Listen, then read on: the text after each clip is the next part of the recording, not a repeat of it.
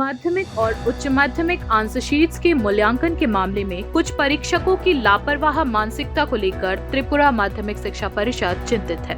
मूल्यांकन के दौरान बिना आंसर शीट्स पढ़े या ठीक से जांचे परखे ही औसत नंबर देने की प्रवृत्ति कुछ परीक्षकों में बहुत पहले से ही देखी जा रही है। छात्रों के लिखे उत्तर पढ़े बिना ही औसत अंक देने की शिकायतें लंबे समय से बनी हुई है। इस बार भी इसकी अपवाद नहीं हुई है, ऐसा मानना है संबंधित जानकारों का।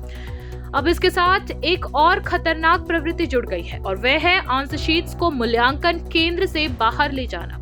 कुछ परीक्षक मूल्यांकन केंद्र से आंसर शीट्स निकालकर अपने घर ले जा रहे हैं। वहां मूल्यांकन करके वे आंसर शीट्स केंद्र में जमा कर रहे हैं। कई परीक्षकों ने तो मूल्यांकन के पहले ही दिन यानी 2 अप्रैल से ही ये काम शुरू कर दिया था। उन्हें देखकर और भी कई लोग इसी तरह का काम करने लगे हैं।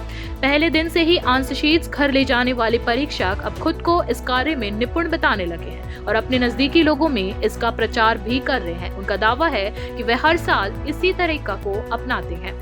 राज्य परिषद द्वारा आयोजित माध्यमिक और उच्च माध्यमिक के साथ साथ समकक्ष मदरसा आलिम फाजिल कला और फाजिल थियोलॉजी की लिखित परीक्षाओं की आंसर शीट्स के मूल्यांकन के लिए भी निर्धारित सभी मूल्यांकन केंद्रों में इस प्रकार की अवांछित गतिविधियां हो रही हैं, ऐसा कहना है जानकारों का।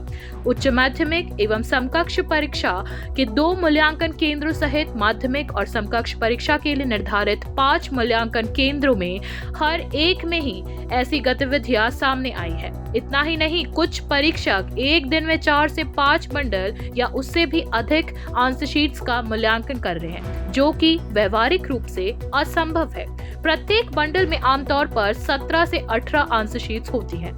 जानकारों का मानना है कि ज्यादा से ज्यादा आंसर शीट्स का मूल्यांकन कर ज्यादा पैसे कमाने की चाहत में ही कुछ शिक्षक इस प्रकार की गतिविधियों में लिप्त हैं।